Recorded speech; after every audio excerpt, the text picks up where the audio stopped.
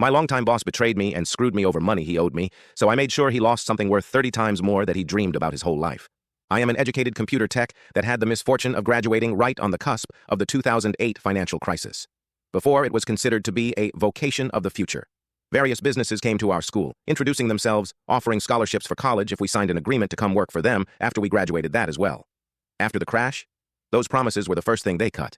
As a result of that, I couldn't afford college, which meant I had to find work, which was easier said than done.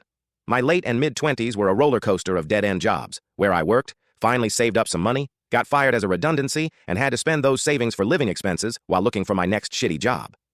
Years went by, tech went on, and I couldn't afford classes to keep up with it. So in my late 20s, I snapped. I have had enough. I needed a career change. I decided to go in my late father's footsteps and become a welder. It's as if fate intervened. A week before I made the inquiry about changing careers, a state-sponsored program came out that let me become one for free. After completing the welding courses, I was quickly offered a job as a field welder.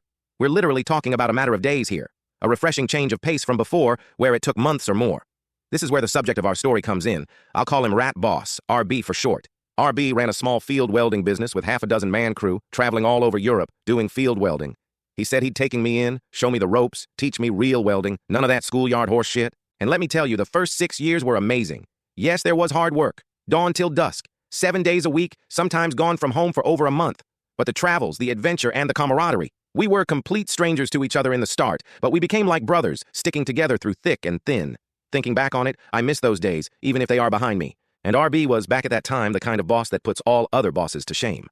I remember that one time where he took out a loan with a large interest, just so that he could pay us our wages because he had an emergency expense that drained his bank account 2 weeks before a customer was due payment. He rather went into debt to pay us on time, rather than to ask us if we could hang in there a couple of weeks. But everything changed by year 7. At that time, most of the core crew had left, missing their families too much to keep doing. So did RB. He set me up as a foreman while he found himself work back home, and he sent people he interviewed over my way as I needed them. It didn't start off so bad at first, several jobs done successfully, but the people that worked with me, it just wasn't the same. They were all short-term workers, there to make a quick buck, settle some debts, or gain some experience to find better paid work back home, but then the pandemic struck and I had to sit it out. It wasn't a big deal for me since I was used to having cash reserves for rainy days from my teen years. But what came after is where things started to seriously wrong. Nobody decent wanted to work abroad anymore, so the people that came to work with me were those that RB might have proverbially fished out of the sewers. Drunkards, thieves, drug addicts, destitutes, the kinds with nothing to lose and no will to do a good job. It all went downhill rather quickly. As the foreman, I made sure the job got done regardless, and that the work was signed off, so the bill would get sent and wages paid.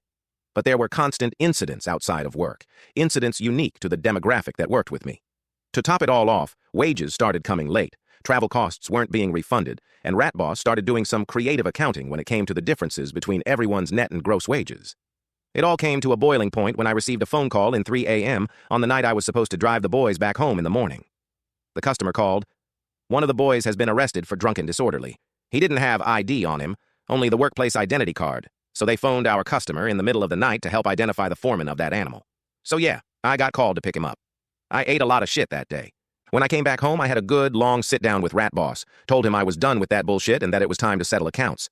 He sort of half-heartedly apologized. He also admitted he was problems with his wife, which co-ran the business, and was fighting with him over how the money was being spent.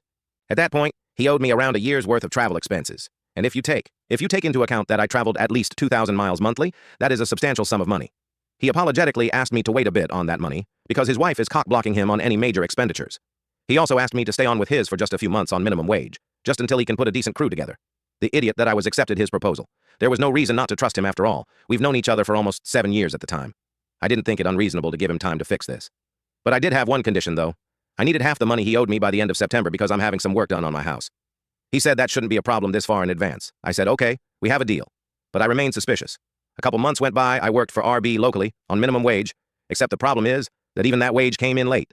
My hackles were raised. I was concerned that I would have to postpone work on my house, work for which craftsmen are so hard to come by. You have to pay a deposit to prove you were serious about needing that work done. In the beginning of September, on the month his partial debt repayment was due, I confronted him again. He assured me that paying half what he owed me for travel costs wouldn't be a problem, and that he's got the cash ready. As we parted way and I went for home, he gave me the fakest smiles I have ever seen in my life. I stared him down. I gave him this kind of look that even a dumbass would recognize as having "I'm not fooling around anymore" written all over it. RB lost that fake smile of his almost immediately. I said goodbye, got into my car, and drove home. That weekend, RB sent me a way message about how he's got a crew lined up and that he's going abroad to talk with a potential customer to get his foot back into the fieldwork door. Alarm bells started instantly ringing. He's going to avoid me for the date he was due to pay half his debt. He's going to screw me over. He was going to screw me over. Bastard, after everything we've been through together. At that point, I decided if the money doesn't come in due date, a 30-day resignation notice is going to wait for him when he gets back, filed on the exact day he was supposed to pay. But the thing is, when something has you this riled up, such as RB's probable betrayal, you kind of have a hard time focusing at work. So I slipped on a ramp. I didn't just sprain my ankle or tore a ligament. I downright destroyed it, about a week before his debt payment was due. We're talking about emergency surgery here, 2 weeks minimum at the hospital, and being unable to put proper weight on that foot for 6 months. What do you guys think happened to the money he promised to pay me? It didn't come. Big surprise. Not only that, even the wage didn't get wired that month. It gets even worse. While I was in the hospital, heavily medicated, the work got done on my house. My mother, who had authorization to my accounts in cases of emergency, used my savings to pay for the work on my house instead of canceling, which means I had very little money left. She told me not to worry, I will still get paid sick leave. I wasn't so sure. The thing about sick leave in my country is, in case of a work-related injury and a recovery period longer than a month, the employer is only required to pay the first month of sick leave. The rest is funded by the government, whereas the employer only pays for Social Security and taxes. Then the government wires the sick leave money to him for him to forward it to me. Which, of course, didn't happen. Didn't receive a single cent from him since. So here I was, broken, crippled, bedridden, and unable to work. It gets worse. I ran out of money just as I had the last installment of an outstanding debt to pay. Banks were calling me weekly. I had to cash in an investment to pay it off and to subsist while I recovered. An investment that would have yielded me a modest amount of passive income for the rest of my life. So I was resigned for revenge. He lied to me, hid from me, failed to pay what was owed, stole from me, and pocketed money that was meant for me by the government. He will cook in the fires of hell for what he's done. The revenge I did to him. I wish a little background about Rat Boss. He lives in a small apartment in our capital city, along with his wife and 2 children. The apartment is extremely small, so small in fact that they all practically climb over on each other to pass each other by. I have a dream. He bought a plot of land where he was building a large house. So big, in fact, that a single one of the rooms is going to be bigger than his whole previous apartment. Over the course of those 7 years, he slowly built it up, brick by brick, and he was almost done. When we still talked, he told me that he was at most 6 months away from moving in. The thing about me being his foreman is that it involves a lot of paperwork. Every decision, every purchase, every dirty little secret hidden away in the numbers. And I had it all. It was simply a matter of forwarding it all to the appropriate authorities, and as soon as I was able to walk, well, I wouldn't really say walk, more like drag my recovering foot behind the other one while under the influence of hardcore painkillers, I went out to turn him into every government agency that had a shot at getting to him. The biggest hit came at the labor inspectorate. As the caseworker rummaged through the evidence I presented her, she mumbled to herself, wide-eyed, something in the lines of, "My God, he broke half the labor laws in our country." The aftermath. I live in what could be considered a second world country. Our government is slow and inefficient, but it does act when prompted. And when it did act on Rat Boss, his fall was like being hit in the face by the same meteor that killed the dinosaurs. His accounts were frozen, he was barred from traveling abroad, his business licenses were suspended, and he was required to dismiss all his current employees with severance, money which he didn't have. He filed for bankruptcy soon after. He was required to sell the house he dreamed about for his entire life to settle the fines. He is stuck now, like I was, even worse. He is trapped in that sardine can of his for an apartment, unable to work, unable to support his family, unable to pay the bills until the legal proceedings from the government's finish. For what he did to me, I was able to stay afloat. But for what I did to him, he is done, broken, reduced to utter destitution. He called me when the government's gavel hit his face. I will spare you the exact dialogue that took place because this post is long enough already. But to sum it up, he yelled over the phone, saying how could I do this to him, and yelled curse words at me. In return, I called him out for lying to me about money after 7 years, leaving me to rot in a hospital penniless, and I called him a rat that betrayed his friend, and to never call me again as we are now in a legal dispute, and he should forward all communication through the case office of the labor inspectorate, and hung up. I made a claim on his bankruptcy proceedings. By the time he paid all the fines, all I was able to claim from him was a single month's worth of sick leave. No travel costs, no nothing else. But it's okay. I can live with that as long as he got 10 times over the grievance he inflicted on me. No eye for an eye, no tooth for a tooth. The whole face for an eye, the whole head for a tooth.